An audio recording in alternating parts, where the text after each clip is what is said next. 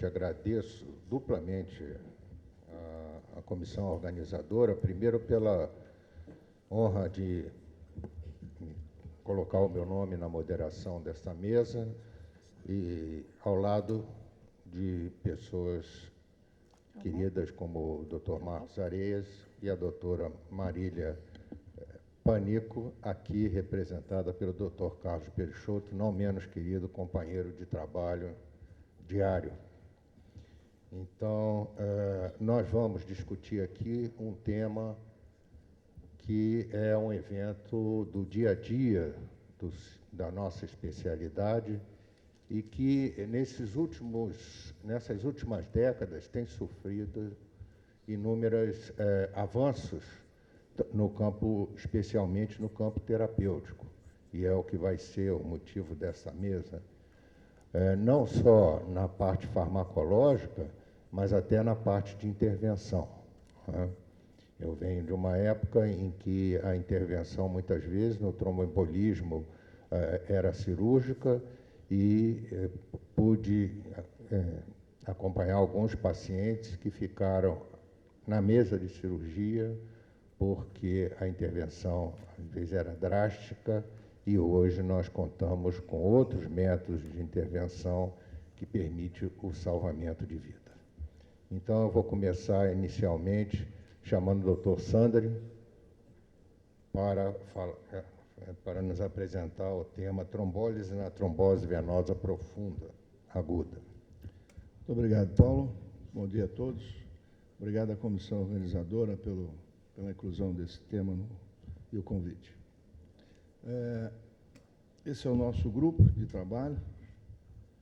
E o primeiro slide é um alerta para que a gente saiba tratar adequadamente esse quadro de trombose venosa profunda antes que os cardiologistas cheguem no nosso pedaço. Apesar de significativos avanços na intervenção cardiovascular, a doença venosa oclusiva ainda não recebeu a atenção que merece da comunidade da cardiologia intervencionista. Então, está aí um alerta para a gente.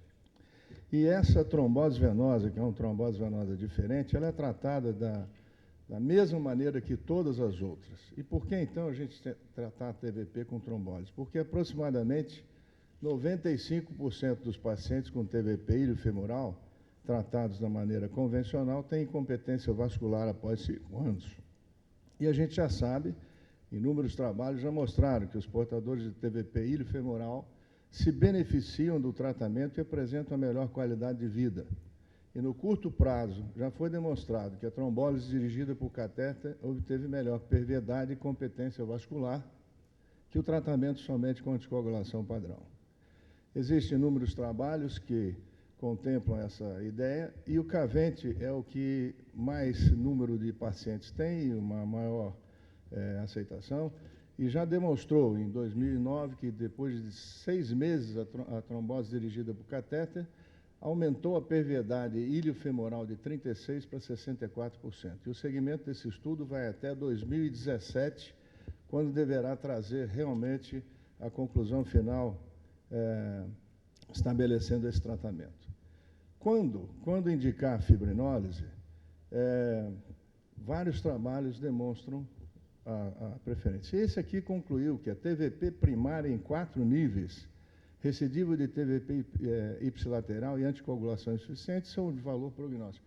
Uma pergunta a vocês na plateia, se alguém já ouviu falar disso aqui, 4 níveis em trombose venosa. O que é isso que nós estamos falando?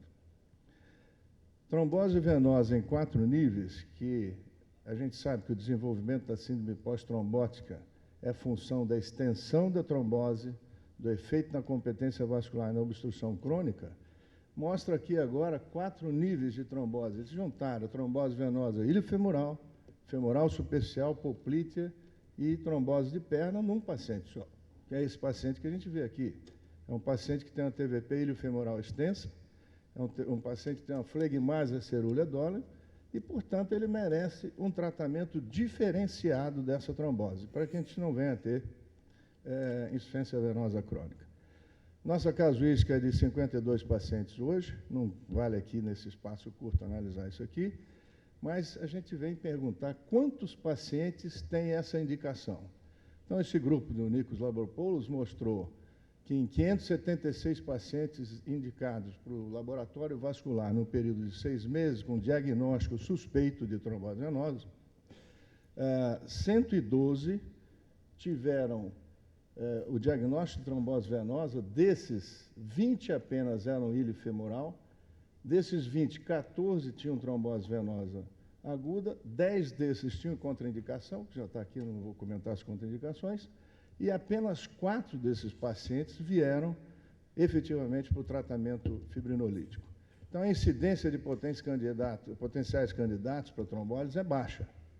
Senão, nós vamos ter pacientes desse tipo, 1 ano de evolução, 4 anos de evolução e, finalmente, uma evolução em longo prazo com uma insuficiência venosa crônica bastante avançada.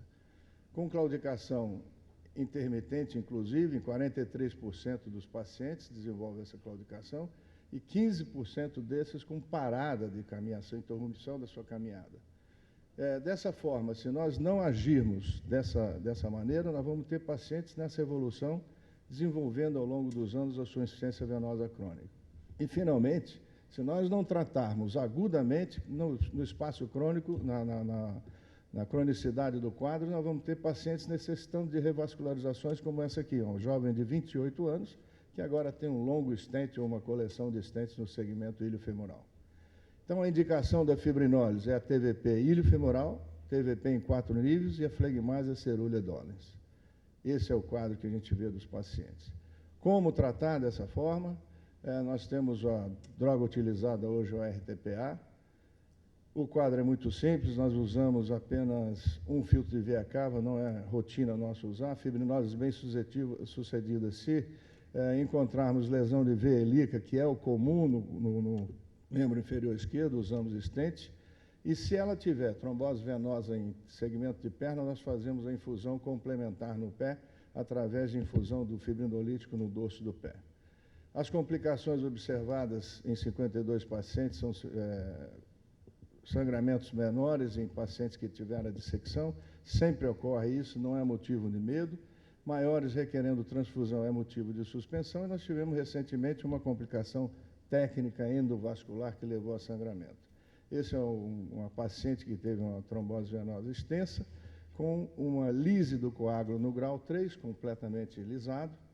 Tem uma lesão lá em cima que não foi tratada na época. Esse é um paciente com uma falha da terapêutica inicial e após 3 meses, terapêutica inicial anticoagulante, foi submetido à fibrinólise e após 3 meses apresenta a perna igualzinha à outra. Nós chegamos agora na época da trombectomia mecânica. Existem vários dispositivos à disposição, o Angiojet já está disponível no Brasil. Existe também o Trellis, que nós ainda não temos, que é um aparelhinho bastante simpático, bastante prático. Mas, para quem não tem nenhum desses dois, serve fazer a dissolução ou a quebra desse trombo com a rotação de um catéter pigtail. Fazer a noção de que seja abaixo da cabeça do fêmur para não empurrar nada para cima. Então, dessa forma, a gente expõe o coágulo à ação lítica do RTPA. Aqui, várias maneiras que foram tratados os pacientes, e agora nós estamos com algumas mudanças à vista, inclusive a diminuição do tempo de tratamento para fazer numa sessão só, com a modificação, ainda não pode ser falado em público, mas a modificação da dosagem do RTPA em uso. E, finalmente, aqui a trombose dirigida por catéter deve ser empregada em pacientes com TVP, que tenham manifestações clínicas graves, como risco de distúrbio circulatório agudo no membro, que não tenham melhora com anticoagulação tradicional e como primeira linha terapêutica em pacientes selecionados de TVP ilho-femoral aguda. Portanto, nossa indicação, TVP ilho-femoral, TVP em 4 níveis e flegmase cerulea dolens. Muito obrigado.